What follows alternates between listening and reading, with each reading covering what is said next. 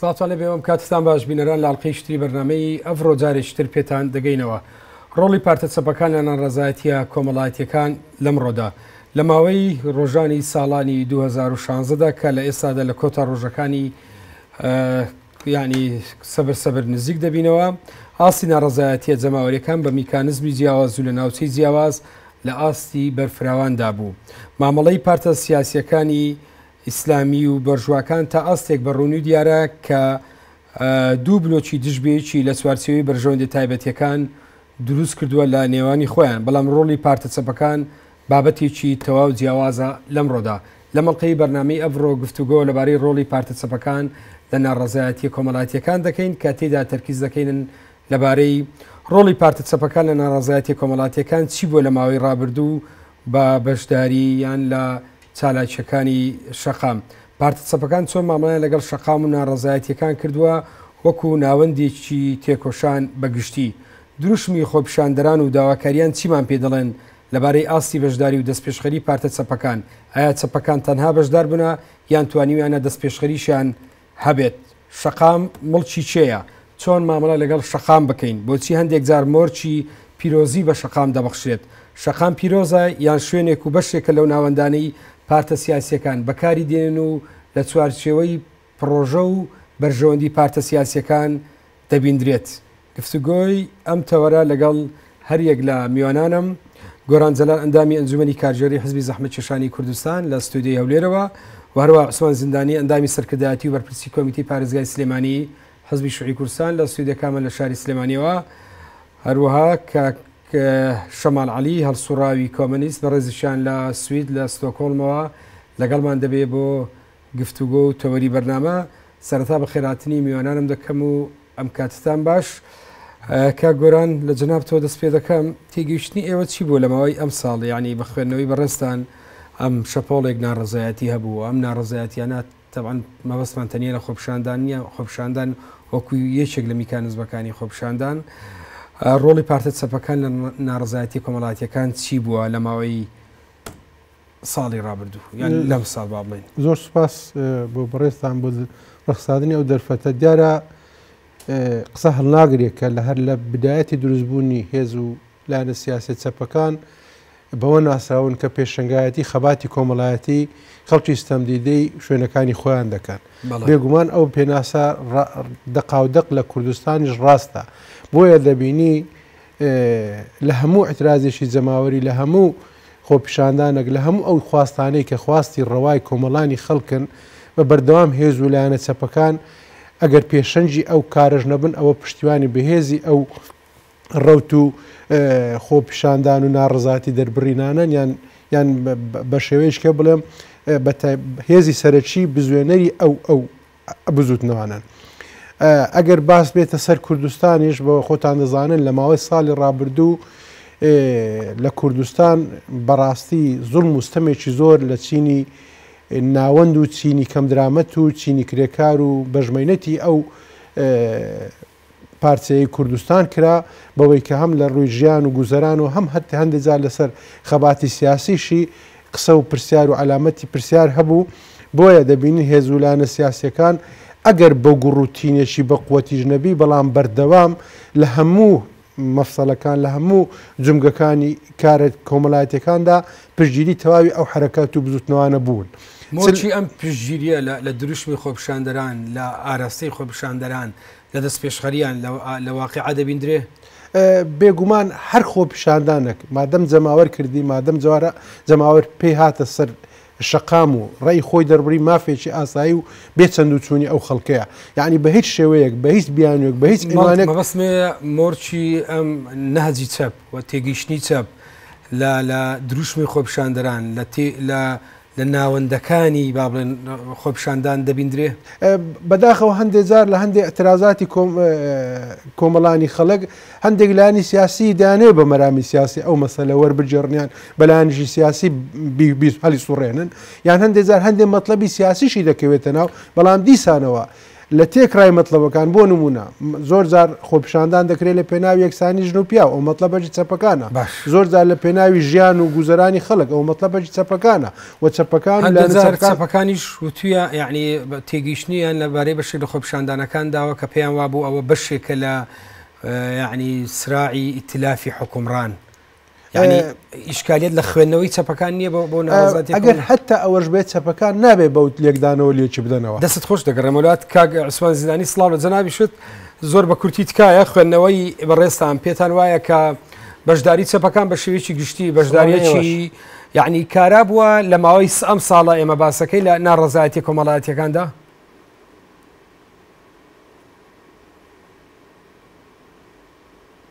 بە بڕای من پارتە چەپەکان لە هەرێمی کوردستاندا بەشداریان هەبووە بەڵام ئەتوانم بڵێم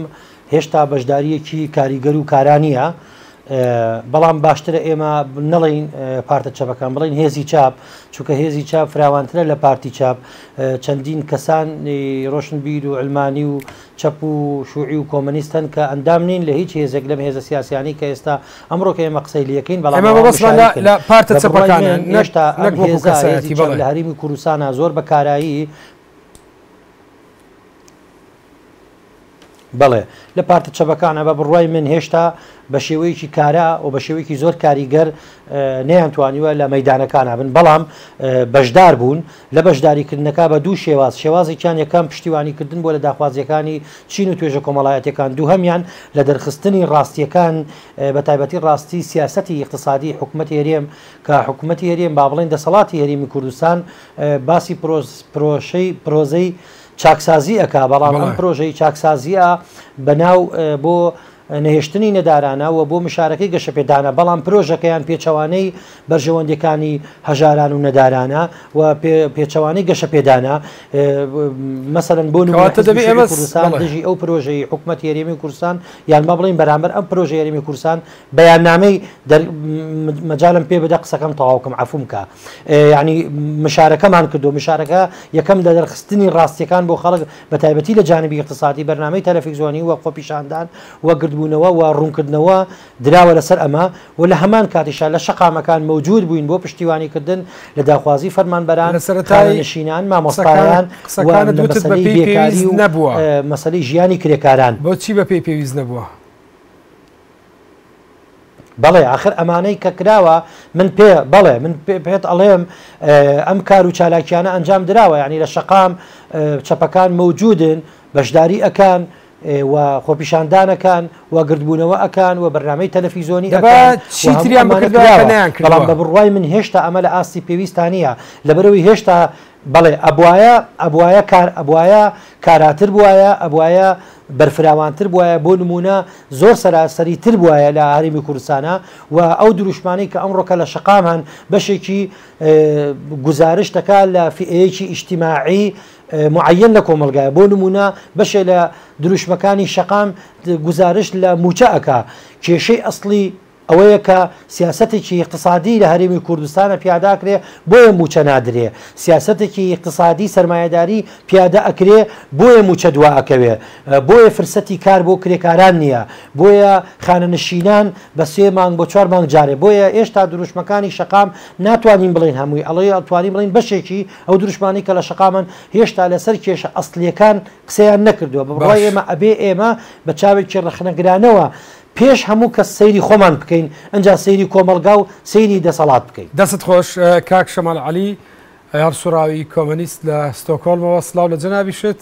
بە تێگەیشتنیەوە و ڕۆڵ و مامەڵەی پارتە چەپەکان لەگەڵ خۆپیشاندەران و ناڕەزایەتی کۆمەڵایەتیەکان چۆن هەڵدەسەنجێنی لە ماوەی ئەم ساڵدا زۆر سپاس من سەرەتا سڵاوی زۆرم بۆ هەردوو لە هاوڕێگۆیران و هاوڕێ عوسمانی زیندانی لە ڕێگەیەوە سڵاوم بۆ سەرجەم تەباتکاران و هەموو هەڵسوڕاوانی جوڵانەوە ناڕزایەکان لە شەقامەکانی کوردستان و بە تایبەتی کادرە چەپەکان یاخود هەڵسوڕاوانی چەپینەوە ئەو ناڕزاییانە. زۆر سپاس بۆم دەرفەتە من وازانم ڕۆڵ و مامەڵەی چەپەکان دیارە من جۆم لە دەربڕینەکانی هەردوو هاوڕێگۆران و هاوڕێ عوسمان بوو من وازانم ئەمە ئاستێک یا چاوەڕوانیەکی کەمێک لە خوارە بۆ حیزبە چەپەکان کە چاوەڕوانی ئەوە بی تەنها پشتیوانی لە ناڕزایەکان بکەن ئەسڵ ئەمە تەحسیل حاصڵە یعنی ێزانی چۆنە بەشێکە لە تعریفی ئێمە هەر کەسێکم تعریفی تیانە بێ ئەوانە ئیتر هەر بۆنیشی بە چەپەوە نەکردو چ جایەوەی وەکو حیزبێکی چەپ حسابی بکەی لەبەرەوە من وازانم ئەم چاوەڕوانیە لە ئاست بەشداریکردنی حیزبە چەپەکانە چاوەڕوانێکی کەمەوە هەر کاتێک دێتە ئەوەی بڵێن کە حیزبە چەپەکان پشتیوانیان کردووە لە ناڕزانیانی لە ڕاستیە هیچیان نەکردووە چونکە ئەوە کارێک نییە کە بکرێەوە بەشێکە لە تعریفی ئێمە وەکو ئیشارەتم پێدا. من تعریفی ئێمە چییە؟ ینی پێ دەبای ئێمە یعنی چەپەکان چیان بکردوایە لەماوەی ئەم ساڵە وا خەریکم باسی ئەوەکەم بەشێکی تری ئەوەیە کە ئێمە وایە ڕاستیەکان دەرەخێن من بە هاوڕێ عوسمان بڵێم هاوڕێ عوسمان دوو ئەندامی پەرلەمانی بزوتنەوەی گۆڕان خەریکن تەرجمەی کتێبی ناومیکێلێن سەبارەت بە شۆک دۆکتاریانەکەن کردویانە پێم وای بە تەواویش بۆ خەریکن لە چاپشتایە بڵاوە بێتەوە یا بڵاو بۆتەوە نازانم لە کوردستان نیم ئەمە خەبەرە هیمانێک لەمەوە پێشە بەم حسابە بەڕاستی ئەگەر قسە بێتە سەر دەرخستنی ڕاستیەکانەوانە بۆ ژوازی خۆی یاخود سەرمایه‌داران خۆی زۆر بە ڕوونی ڕاستیەکانیان دەرخستووە ینی بەڕاستی ئێمە ناتوانین ئەم سیفەتە بۆ خۆمان بە سیفەتێکی زۆر مهم بزانین کە ئێمە پەیامی ڕاستیەکانمان بۆ کۆمەلگا پێ زۆر جار ئێمە کە هوشدارە دەین ئەڵێن بەیانی و دوو بەیانی ئەوە ڕووەدا ئەوانە بۆمان نییە کە ڕووبدا چکە کە ڕوویدا ئێمە وجودمان ئەستن هیچ مانایەکی نییە ئەمە کارەساتە قەومی خەڵک هەژارە بێ خەڵک هێرشێک دێتە سەر ماڵمان وێرانە بێت چی بەڵام سەرنجام ئەگەر پێشبینەکانمان هاتەتی بڵێن وڵام عوسمان زیندانی لەوە بوو کە بڵێ ئەم دۆخە بەرهەمی سیاسەتی نیولیبرالیزمە ئەمە پێویست نییە؟ بەڵێ ئەزای چۆنە من بەستمەوە نییە لێرەشا لە سەر قسەکانی هاوڕێ عوسمان زیندانی بکەم بە تایبەتی من باسەکەم لەسەر ئەوەیە کولەن ئەمە تێڕوانینێکە کە چەپ بۆ خۆی بە جۆرە لە جۆرەکان ڕازی بووە بۆی کەوا ڕۆڵی چی بێ لە ناڕزایەکانە بۆ یەکە وەختێک باسیەوەکە کە ئێمە ڕۆڵمان چی بووە ئەڵێن بەپێی پێویست نەبووە بەڵام ئەومان کردو حقەتەکەیەوە بۆ ئێمە ڕۆڵمان نەدیوە لەم ناڕزایانە بۆ ڕاز نەڕۆین ینی ئەمە بەشێک بووین من خۆم لە دەرەوە دیارە لە هەموو کەس خۆم بەرپرسیارتر ئەزانم باسەکەم لەسەرەوە نییە بڕۆم لێریانە نەسیحەت یاخود دوور بە نەسیحەت یا مەسەلەن ڕێنوێنی کەسێکەمەوانە قسەکە لەسەر حقایقەکان بەڵامە بێ ڕازبۆ بین و ڕۆشن نەک ڕازمە بەسمۆیە ڕاستیەکان کە هەن سەبارەت بە خۆمان بە ئازایانە دەریان بڕین و بڵێن کە ئێمە چۆنین و ئەوانە من پێم وایە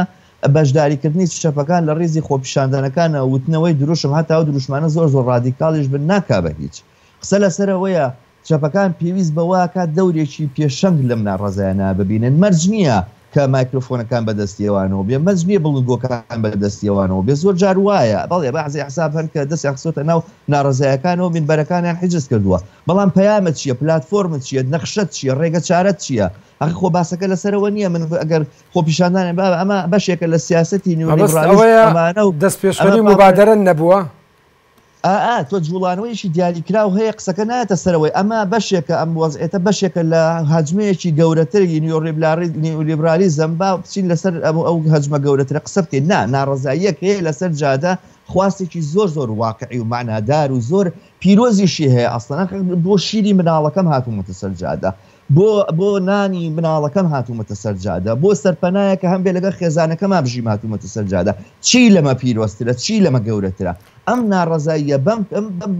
بە داوای موچەوە ئەبێ بە ئەنجام بگا و هەر کەسێک هەر کۆمونیستێک هەر چەپێک دێ لەناو ئەم ناڕزایانەیە بەشداریەکە ئەبێ نەخشەیەک بێنێتە پێشەوە ئەم خۆپیشاندانە ئەم جوڵانەوە ناڕزاییانە بەسەرکەوتن بگەینە زۆر باشە ئاڕشەمە پرسیارە بکەم لە جەنابەت لەبارەی یعنی پێدەکەیشتنی ئێوە گرفتەکە تەحدیدەن پەیوەندیدارە بە چی ینی پەیوەندی بە خوێندنەوەی بەشێک لە هێزە چەپەکانەیە بۆ جۆری ناڕزایەتی کۆمەڵایەتیەکان و ماهیەتی ناڕزایەتی کۆمەڵایەتیەکان یعنی خوێندنەوەی بە پەیوەندیدارە بە خوێندنەوە بۆ ناڕزایەتی کۆمەڵایەتیەکان کە نەیانتوانیوە دەست پێشخەر بن و هەندێک جار تەنیا یعنی پاڵپشت دوینە بابەتەکە زۆر درێژە بێتەوە گەر من بەڕاستی جوابی تەواوەتی و پرسیاری تۆ بمەوە بەڵام من هەرتەنها وەکو خاڵ ئاماژە بە چەند شتێکەکەم یەکەم شت درێکردن بە واقعیەتی پێچیدە و ئالۆزی کوردستان ئێمە لەگەڵ دەسەڵاتێکی وەکو دەسەڵاتی بۆ نمونە حکومەتی یۆنانا بەرەو ڕوونین کە خەریکە نیۆلیبرالیزمەکە ئێمە لەگەڵ دەسەڵاتێکی چەند سەرەی ئەختەبوتیا بەرەو ڕوین و ئەمانەکە وەختێک پەلاماری ئەویانەدەی سەر ئەم سەری ئەم لادێ ڕاستە بێتەوە یا وەختێکە خەریکە کێشەکەت لەگەڵ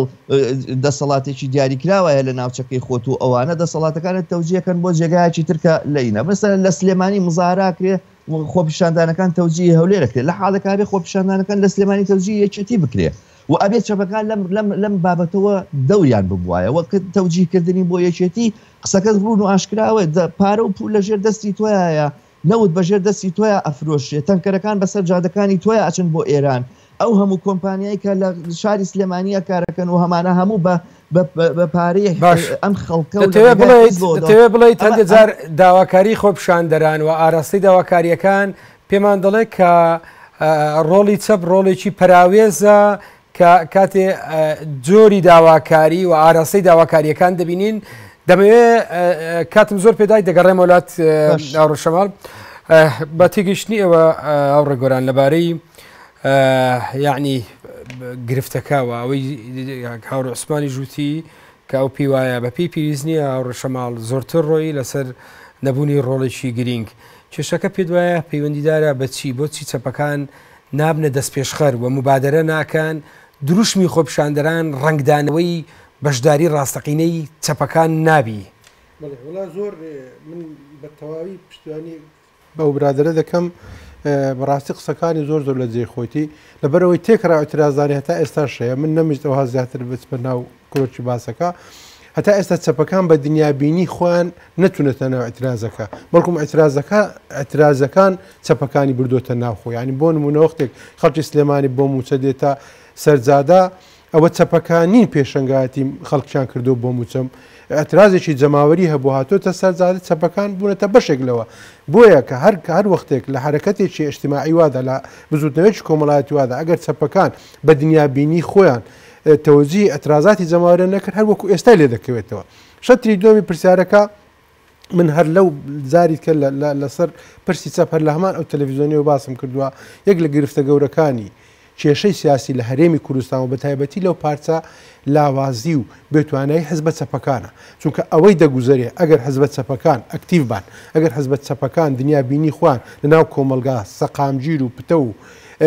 کاریگەر بکرد بە بێگومان بۆرجوازێتی کوردی نە بە نیولیبرالیزم نە بە کۆنە لیبرالیزم نە بە هیچ دروشمێکی ئەوە نەی دەتوانانی بەو شێوە سیستەمی سیاسی بەو شێوە لێ بکاتن ئەوەی کە گرفتی گەوری هەتا ئێستا لاەنە سیاسەکانی هەرێمی کوردستان بە تایبەتیش سەپەکان بە دنیابینینی کۆن ئیشەکە دەکەن هەتا ئێستاش پێیان وایە ئەوان پێشەنجی خەمە نیشتیمانیەکان بۆیە زۆر دادەڵێن کاکە بە ئەترازات پەرەنەسێنێ نەبادا کێشە بۆ هەرێمەکە دروست بێتن ئەو دنیابینیە بەڕاستی زەرری لێداون و هێزە چەپەکان نەیانتوانیوە ئەو ئەترازە جەماوەدانە لە ساڵحی خۆیان بە بەرنامەی خۆیان بە دنیابینی خۆیان ئاراستە بکەن زۆر باشە بەڕێز عوسمان زیندانی تێگەیشتنی ئێوە یعنی ئەوەی دەبیندری هەندە جار ڕێک لە داواکاری خۆپیشاندەران و ئەم داواکاری ئاراستی چ لایەنێک دەکرێت بەقەدەوەی هەندێک جار یعنی سەیرەکەی ڕنگدانەوەی ئەم دوو قوتبەیە لە ناو ماڵی سەرمایه‌داری و بەرژوازی کوردیە هەیە کەمتر پەیوەندیدارە بە ڕۆڵی چەپەکان خوێندنەوەی ئێوە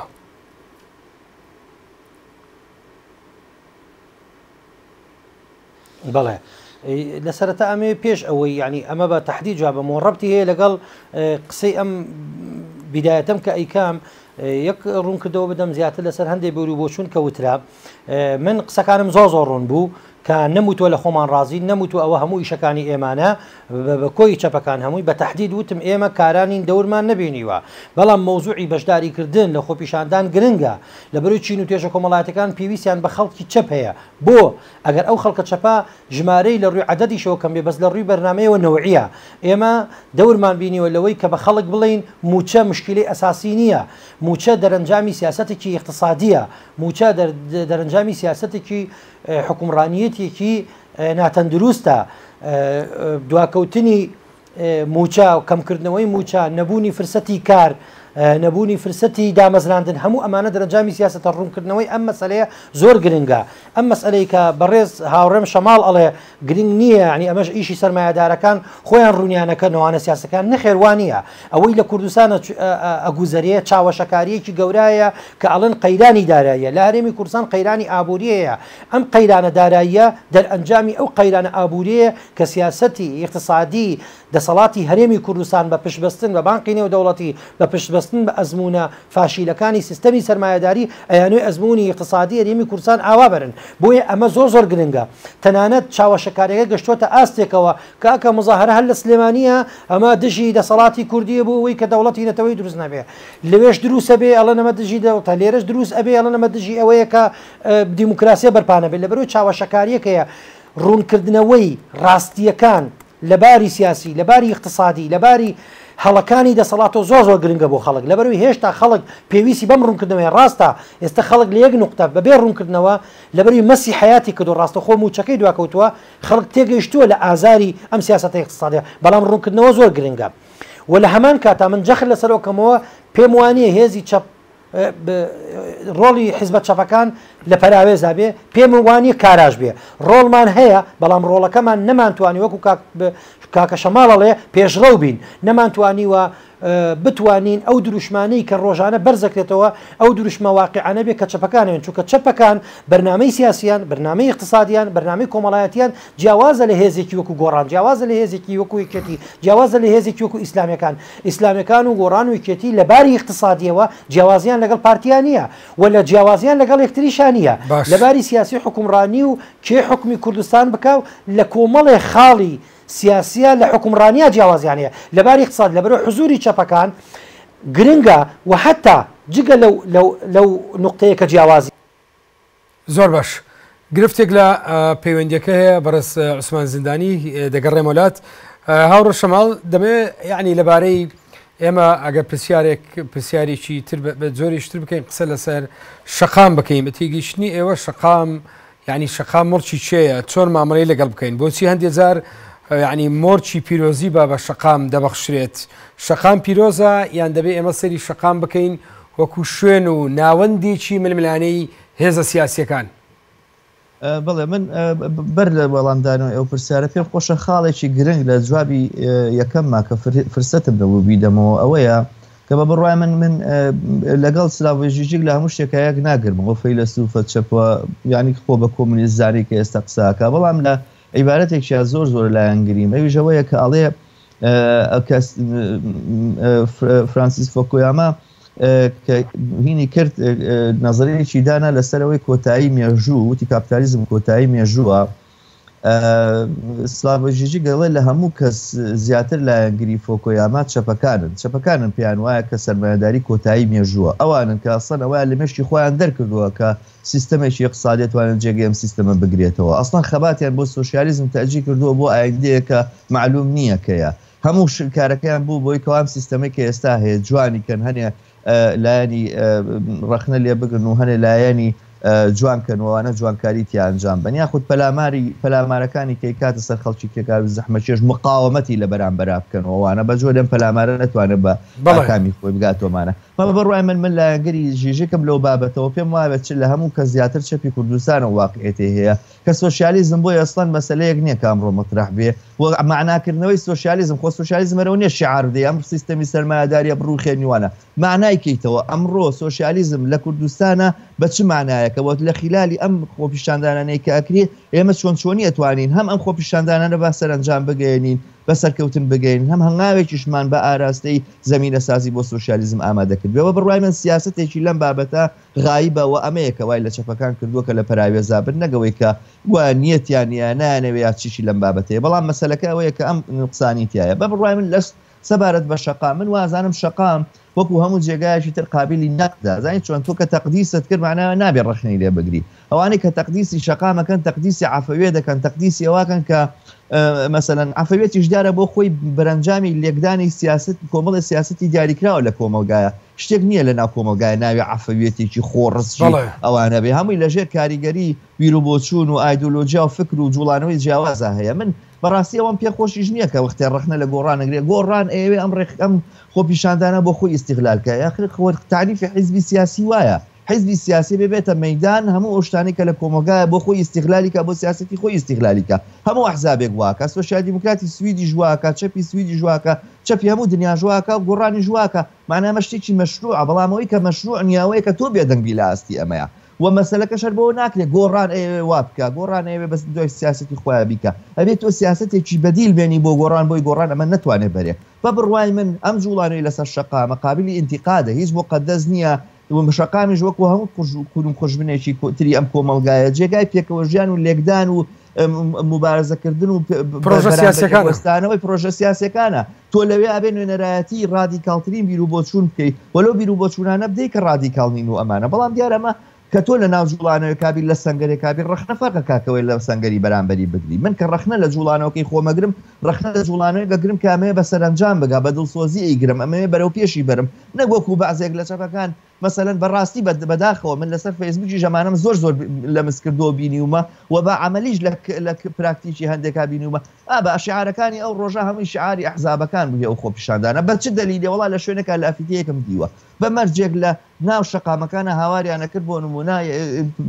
پارتی بەتەنها نیە شەریکی یەکێتیە بە جۆرێک لە جۆرەکان یەکەمین جار بوو کە خۆپیشاندانەکان ئاراستەی بگۆڕێ بە ئاراستی ئەحزابێکی دەسەڵاتدار لەوێ بەڵام ئەوان ئیسراریانە کردکە بڵێ هەندێک جار یعنی بەشێک لە چەپەکان بەهانە دەدۆزنەوە بۆ ئەم بەشداری نەکردنە فعالیان کا گۆران تێگەیشتنیەوە لەم بارەیە بۆ فاول زۆر باش لە حرەکەی خوێندنەوەی ئێوە کاک گاوڕە گۆران بێگومان کاک شەمال زۆر باشی بۆ چوو من لەگەڵ ئەوەم شەردنی هەر ئەترازێکی جەماوەری یان جەماوەر کە هاتە سەر شەقام مەطلبەکەی حەق بێ یەکسانی خواز بێ یان مەطلبێکی چەپانە بێت زۆر جار لەم کوردستانە بینیمان زۆر جار جەماوەر ژانە سەر شەقام و دژی خەباتی مەدەنی خەڵک خۆپیشاندانیا کرد بۆیە چەپەکان مەفروزەوەکو کاک شەمالش باسی کرد دیسان دەڵێمەوە بە دنیابینی خۆی ئەترازی کۆمەڵایەتەکان ئەوە بکاتن و بۆ چەپەکان لە بدایەتەکە لە خوێندنەوەیە یعنی لە تێگەیشتنیانە بۆ ڕۆڵیان لەم قۆناغە خوێندنەوەی سیاسی فکریان بۆ ئەم قۆناغی ئێمەتیدا دەژین بۆ بەدیلی یعنی غیابی بەدیلی پرۆژەیەکی سۆسیالیستی بۆ ئەمڕۆ بێگومان شتێکەیە بەدەر لە قودرەتی چەپەکانیشە واقعەکی بابەتی هەیە لەم وڵاتێمە لەم پارچەی ئێمە زۆر جار چەپەکان بە تەنهانین تەحەکوم لەسەر مەسەلەکان دەکەن بە من قەناعەتی من وایە هەموو چەپەکان لەگەر ئەترازی خەڵکن هەموو چەپەکان لەگەر ئەو دروشمانن کە من زۆر کە من ئەو چەپانەی و ئەسڵان من بە چەپیان نازانم ئەوەی در بە هەر شێوێک لە شێوەکان دژایەتی ئەترازی خەڵکو و داوەڕەواکانی خەڵکان کە دڵم داوەڕەواکان چکە حتمما هەندێجار هەیە داوای ناڕەواشەیە بە تایبەتی ئەو داوانەی لەسەر یەکسانیە لەسەر مافی خەڵکە لەسەر موچێ لەسەر ژیانە لەسەر خۆشکردنی گوزەرانی چینەکەم مینەتەکانە ئەوە هەموو چەپەک بەست وەکو کاک شەمالش باسی کرد بەس ناوی چەپێ مەفروزە ئەوە دروشمی سەرچی بێتن بەڵام هەندێجار واقعی سیاسی واقعی کۆمەڵایەتی ئەم پارچەی کوردستان تەحەکوم لەسەر هەندێک ئەوەی چەپ دەکاتن ینی زۆر جاران کاکە لە بیرتان نەچی هەڕەشە و هێرشەکی زۆر لەسەر لایەنە چەپەکان هەیە لە کوردستان بە بەرنامە لە لۆڕ یەکەم ڕۆژی ڕاپەرنە هەموو هێزە چەپەکان دژایەتی دەکرێن هەموو هێزە چەپەکان لێیان دەدرێ هەموو هێزە چەپەکان دەرڕان سلێمانی دەکا ئەگەر چەپەکان بەیان کرد بە دەسەڵاتی سیاسی لەوێ لێ قوبڵەکردن نازام لێ قبول دەکردنەوە نابێت چەپەکانی چاوەڕێ بکەن دەسەڵات لیان قبولەکانیان قبول ناکە چونکە ئەوە شەڕی سیاسیە شەڕی دەسەڵات ئەگەر چەپەکان بیانوێ پێشنگاتی خەڵک بگرن و پێشەنجی خەڵک بن و دەسەڵاتی سیاسی بگرنە دەست بێگومان ئەو دەسەڵاتە لە کنیەکێکی کەیە بە ئاسانی تەسمیری ئەوانی ناکە ئەوە دنیا لە هیچ دنیاشی دیموکراسیت دەسەڵات بە شێوەیەکی ئاسان لە دەستێکەوە ناگوازێت بە تایبەتیش لەم پارچە و لە شەرقی ئەوسەت و لەو کەلتوری کە ئێمە تێدا دەژین بۆیە چەپەکان نابێت دەسەڵاتیان پێ دریان پێ بەرز عوسمان زندانی ببوورە یعنی پەیوەندەکە گرفتی تەکنیکی تێدا بوویستیت ینی تێگەیشتنەکە تەواو بکەیت لەگەڵ ئەوە دەمەوێت ینی وەڵامی ئەوەش بدەیتەوە لەبارەی ینی ئێمە چۆن شەقام ببینین ینی هەندێک جار شەقام وەکو شوێنێکی پیرۆز سەیرەکرێ شەقام ینی شوێنێکی پیرۆزە یان جۆرێکە بوارێکە بۆ پێکدادانی پرۆژە سیاسیەکان و چی بکرێ بۆی ینی دوایی بینە سەرەوەی کە مەسلەی ڕۆڵی چەپ لەو ڕەخنانی دەگیرێ لە داهاتوە بتوانێت تەجاوزی ئەم بابەتە بکاتن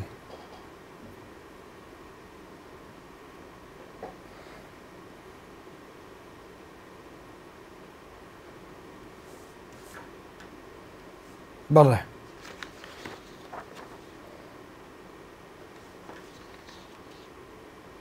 بەڕێز عوسمان زیندانی ئەگەر جێبیستی دەنجی من بی هاوڕانم لە کۆنتترۆل ئەگەر گرفتێک لە پەیوەندەکەی عوسمان زیندانی هەیە پێناچی جێبیستی دەنجی من بی بەڕێز شەماڵ من ئێستا گوێگە پرسیارەکە دووبارەکەیتەوە عوسمان زیندانی باسی ئەوەم کرد کە یعنی لە بەرامبەر ئەم هەڵومەرجی کە ئێستا چەپەکان ڕۆڵیان هەیە دەکرێت چەپەکان چ خوێندنەوەیەک بۆ شەقام بکەنەوە هەندێک دەوترێ گرفت لە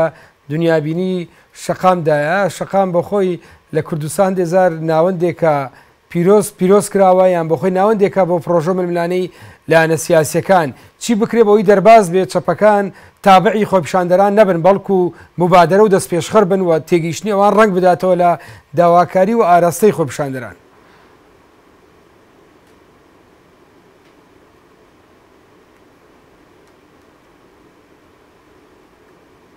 بڵێ یەکەمیشت بۆ ئەوە پێویستە هێزی چاپ کاڵم هێزی چاپ واتە پارتە چەپەکان لەگەڵ ئەو کەسانی کە بڕۆیان بە مەسلەی عەدالەتی کۆمەڵایەتی و یەکسانی خوازی و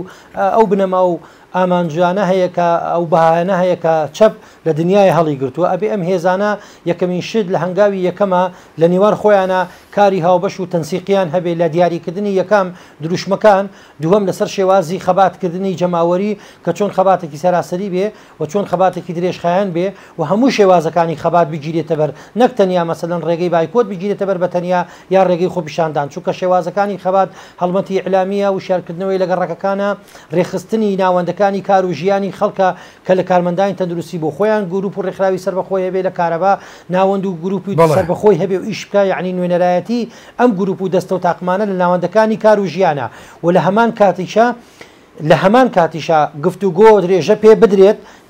بدرێت لەگەڵ ئەو ناوەندانەی کە ئێستا لە شەقامان داوای مەطلبێکی اقتصادی معەنەکەن داوای موچێکی اقتصادیەکەن بەوەی کە گفتوگۆکە درێژخایان بێ لەگەڵان بۆەوەی کە ڕوونکردنەوەیان پێ بدرێت کە ئەسڵی ئەم کێشەیە لە سیاسەتێکی اقتصادیەوە لە فەلسفەی ئەم حیزب حکومڕانانەوە هاتووە ئەمە بەرنامەی خۆیانە و لە هەمان کاتە ئەمە ئەبێ پشتیوانیشیان لێ بکرێت لەبەرەوەی تۆ دوو مەطلب هەیە مەطلبێکیان استراتیجیە و سیاسیە و اقتصادیە ئەتەوێت لە بنەڕەتەوە شتەکە ئاڵوگۆڕی پێ بکەی هێزێکی تر هەیە ناوێ ئاڵوگۆڕی بنەڕەتی دروستکە ئەوێ مەطلبێکی اقتصادی معەنی خۆی جێبەجێ بکە لە حاڵتێکە تۆ نابێدا ببڕی لەوەی لەو چین و توێژانە ئایا مامۆستایانە خانەنشینە خێزانی شەیدە زیندانی سیاسی پێشمەرگەی دێرینە فەرمانبەرێکە چی مەطلبێکی اقتصادی اجتیماعی خۆیە بە پشتیوانی لەکەی بەڵام ئەبێ هاوکاربی لەگەڵی و بیتە مەیدانەکە هاوشان بی لەگەڵی و خۆتیش هێسی خۆ نمایشکەی بەپێی ئەو توانایە بۆ نمونە حیزبی شوعی کوردستانی ڕاستەوخۆ یەکەم حزب بوو و تاکە حیزبیش بوو لە هەرێمی کوردستانە کە کاتی حکومات ویستی خەسخەسەی کارەبا بکە بەیاننامەی دەرکرد کۆڕ و سیمیناری کرد لە هەولێر خۆپیشاندانی کرد لە کۆیە لە ڕەواندووس لە سلێمانی لە هەموو شارەکان اینجا بەشداریشی کرد ئەمە مەسەرن بەشداریەکە ئەم بەشداریە ئەکرێت ئەم نەک بەشداری ئەم چالاکیانە کە حیزبی شوعی کردوێتی خۆی سەپەرشتی کردووە ئەکرێ زیاتر بێ ئەکرێ بەردەوامی هەبێت موسمی نەبێ بۆیە کە من ئەڵەم ئینتیقادی بێ خۆمان بکەین لەوەی کە ئێمە کارانە بووین بەڵام لە پەراوێزان نەبووین کاڵم ئێمە مەبەستن تەنیا حیزبی شوعی کوردستان نییە حیزبی شوعی کوردستان هەواڵان و هاوڕێیان لە حیزبی کۆمەنیست لە حیزبی زەحمەتکێشانی کوردستان و لەگەڵ کەسانی زۆری چەپەیە ئەمڕۆ لە مەیدانەکەیان هەم پشتیوانی لە مەطلبە معەنەکانی چین و توێژەکانەکەن هەم ئەیانەوێت دروشمەکانی شەقام بکەنە دروشمە حەقیقەکەی کە ئەبێت و خاڵێکی تر بە بڕوای من نەشەقام نە پەرلەمان نە هیچ سەرۆکایەتێک پیرۆز نییە تاکە شتێک ئەگەر لە ڕووی ئیجتیماعی و کەلیمەی پیرۆزی بۆ بەکاربێنی مەوزوعی حەق و حقوقی بنەڕەتی خەڵکە ئەجا حەقی ئازادی سیاسی بێ حەقی مشارەکەی سیاسی بێ حەقی اقتصادی و بژێوی ژیان بێ کە ئێستا بژێوی ژیانی خەڵک کەوتۆتە بەرهەڕ خەڵک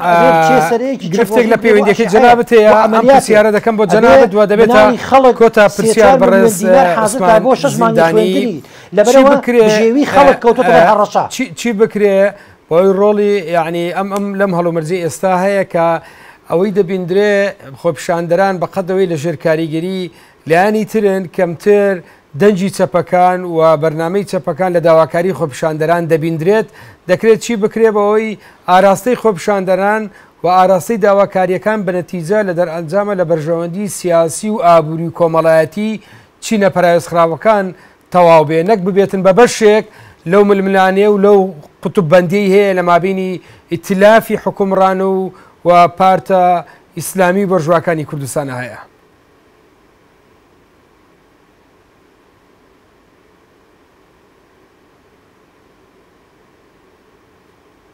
بڵێ چی بکرێ ئەوەیە کە وەک گوتم لە کاری لە خاڵی یەکەمان چەپەکانە بێ خۆیانە ناو خۆیان ڕێخەنەوانێ لەسەر دروشمی هاوبەش ڕێبکەون و لە هەمان کاتە لەسەر شێواز و میکانیزمەکانی خەبات ڕێبکەون هەوڵ بدەن ئەم خەباتە بەردەوامی هەبێ سەراسەری بێ و شێوازەکانی هەمە جۆری خەباتی مەدەنی لە خۆ پیشاندان لە ئیمزا کۆکردنەوە لە میتینگ لە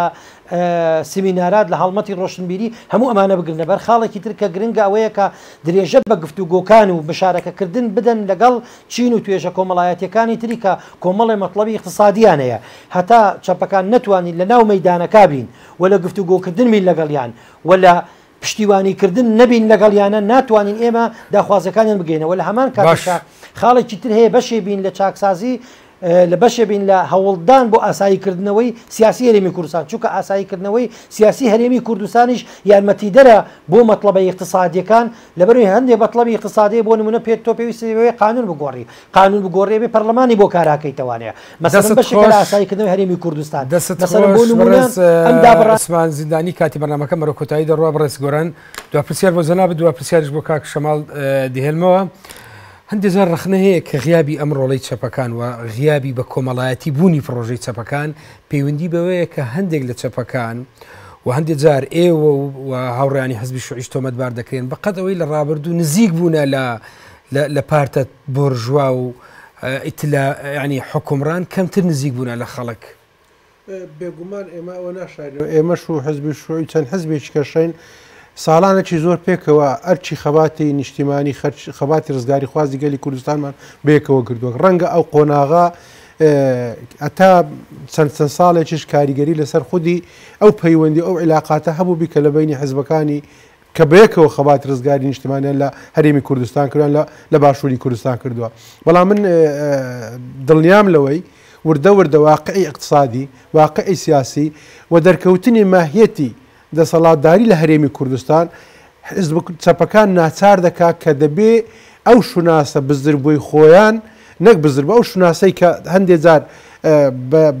تۆزێک بەڵێلی دەردەکەوێت دەبێت شوناسی خۆیان زەکەنەوە وازحیکەین و پێشنگایەتی کۆمەڵانی خەڵکی پێ بکەن ئەگەر نا تەسەور ناکەم بتوانن ئەو دەورە ئەکتیڤ و کاریگەر لە مێژووی چەپدا دەست خۆش کاک شەماڵ یعنی ئەم پرسیاری لەوەم کرد بە زۆری شتر دەمەوێت تێگەیشتنی ئەوی لەبارەوە بگرم لە دوا کۆنگری حەزبی شوعی کوردستان لە راپۆرتی سیاسی و فکری باز لە ماهیەتی دەسەڵات دەکە لە کوردستان باز لەوە دەکا کە ئەم دەسەڵاتە دەسەڵاتێکی بۆرژوایی تابعی مشەخۆرە لە هەرێمی کوردستان ئەم خوێندنەوەیە و ئەم خوێندنەوەی بۆ نەوعیەتی دەسەڵاتی سیاسی ماهیەتی دەسەڵاتی سیاسی و چۆن ئەمە ڕنگ بداتەوە لە بەشداری پارتە چەپەکان لە اعتراضە ئیجتماعیەکان و لە ڕۆڵیان لە وردکردنەوەی و لە پێشەشکردنی دەست پێشخەریە. ئەزانی شۆنە ئەو کەلیمەی تابع و شتانێکە لەو هینە هاتووە دیارە کەسانێکە شارەزای ئەدەبیاتی سیاسی بن تێگەن لەو مانای ئەو شانە چیە زای شۆنە زۆر جار هەیە هەنێک ئیزافاتی دیاریکراوە کرێ بۆ ئەمە مشەخۆرە و تابع و نازانم چی بۆی ئەساسەن خەسڵەتە ئەساسیەکەی تری کە سەرمایه‌داری ئەوەی پشاریتەوە چونکە لە بەرامبەر سەرمایه‌داریە بێ بڵی سۆشیالیزم لە بەرامبەر مشەخۆر و تابع ئابێ داوای سەربەخۆیی اقتصادی بکەیت زۆرتر حیزبی شوێعی بە بڕوای بن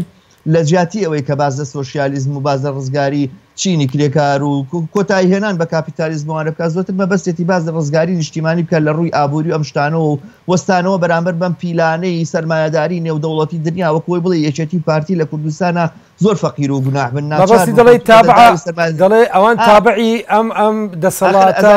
ناوەندی سەرمایه‌داری نیلۆبرالیزم بڵێ تێگەم مەزانم ئەخرامە ئەمە ئاشنایە ئەم نەوع منهەجە ئەم نەوع منهەجە ئاشنایە لە ئەدەبیاتی کۆمونیستیا کە وەختێک تۆ ناتەوێت لە بەرامبەر بۆژوازی وڵاتەکەی خۆتا شەڕکەی شەڕت لەگەڵ بۆژوازی وڵاتەکەی خۆتا ئەوە نییە کە تۆ بۆژوازی شەڕ لەگەڵەوەی کە تۆ تابعی ئەزانی تۆ تابعی سەرمایه‌داری دنیای وەک ئەوەی توانی بۆژوازی سەربەخۆ وجودی هەیە بە بڕای من نەزانی چۆنەیە خەزینەیەکی زۆر گەورەمان هەیە گەنجینەیەکی زۆر گەورەمان هەیە و گەنجینە ناوی سۆشیالیزمە چەکێکی زۆر باش و بەکارمان هەیە کە ناوی سۆشیالیزمە ناوی شۆڕشی سۆشیالیستیە من نازانم ئەم چەکەمان بۆ کەی پرۆژەیەکی بۆچی پرۆژەیەکی هاوبەش نییە هەر لە دوا کۆنگری حەزبی شوعی کوردستان بەدیلی سۆسیالزم تەقدیم پێشکەش کراوە بۆ ئەم دۆخی ئێستا بەڵام ئەمە یعنی کاری هەماهەنگی و بێکەوی نابیندرێەوە ڕەنگە مەبەستمان لە زۆری سۆسیالزم چ زۆرە سۆسیالزمێک بێ ئەمە یەکێک بێ لە خاڵە ناکۆکەم بەڵام تکا زۆر بە کورتی بەڵێ ئەزانین چۆنە هاوڕێ هیوامە سادەترین شتەمەوە تا زۆر شتە وترێ لەسەرەوەی کە ئەم حملەیە ئەکرێت و ئەمریکا نیۆلیبرالیزمۆمانێ هەتا ئێستا سەرمایه‌داران لە کوردستان لانی کەم تا 4 دانە فۆرومی گەورەیان کردووە لە دنیایەوە لە 1000 شوێنەوە خەڵکیان هێناوە بێدا منیشم نەسیحەتان چۆن اقتصاد بگۆڕین من نازانم حیزبی شوێی و ئەحزابەت چەپەکانی ئێرە بۆ تا ئێستا فۆرومێکیان دانەنا هەموو فعالیەتەکانی کوردستان کۆکەنەوە لەسەر مەترسیەکانی ئەم هەڕەشەیە باس بکەن بۆ نهاتین بیر بکەینەوە ئاخە خۆشتەکە ئاوا نییە ئەمە بە سادەی وەری بگرین لە فلانە جێگاوە لە کوردستان ئاوا بێ مەرج نییە ئەمە پێویستمان بۆی خۆمان بیر بکەینەوە ئەو پرۆسەی کە لە شوێنی ترا بە شێوازێکی معەن ڕۆیشتۆتە پێشەوە لە کوردستانە چۆنە چێتە پێشەوە بەداخەوە هاوڕێ عوسمان بە بڕوای من ئەو لەگەڵ ڕێزی تەواوما بۆ خەباتکاری هاوڕێ عوسمان بەڵام ئەو جملەی ئەخیری کە باسی سەقامگیری سیاسی کرد لە کوردستانە هەموو ئەوەی پێشووتری زەربی سفرەکە سەقامگیری کوردستانیان چیان کۆمە بینیەکێتی پارتیەوە ئاش ببنەوە و پەرلەمان کاراکرێتەوە بابە ئەم فۆرمانەك بەسەر چوون ئێمە پێویستمان بۆی لە سۆسیالیزمەکەی خۆمانەوە فۆرمی تر بێنین بۆ تەشکیلی کۆمەلگا و بەم پەیامەوە بڕۆینە ناو ناڕزای کاتم زۆر پێدایی بەڕێز شەمال عەلی هەرسوڕاوی کۆمەنیست و هەروە گۆران جەلال ئەندامی ئەنجومەنی کارژێڕی حزبی زەحمەتکێشانی کوردستان عوسمان زیندانی ئەندامی سەرکردایەتی و بەرپرسی کۆمیتەی پارێزگای سلێمانی حزبی شوعی کوردستان گەلەک سوپاس بە بەشداریتان لە بەرنامەی ئەڤڕۆ بینەراناتی لە کۆتێنان بە مەڵقەی بەرنامەی ئەڤڕۆ کاتیدا گفتوگۆمان لەبارەی ڕۆڵی پارتە چەپەکان لە ناڕەزایەتی کۆمەڵایەتیەکانی ئەم ساڵ کرد لە میانەی بەردەوامی قەیرانی سیاسی و ئابووری و دارایی هەرێمی کوردستان و هەڵکشانی ناڕەزایەتیە کۆمەڵایەتیەکان لە هەڵومەرجی ئەمڕۆدا تاڵقەی شتری بەرنامەی ئەڤڕۆ لە بەیانی پێتان دەگەینەوە کاتێکی ئارام بۆ هەموو لایەک سوپاس بۆ میوانانم جاریشتر سوپاس بە هاوڕێیانم لە ئەستودیەکانی هەولێر و سلێمانی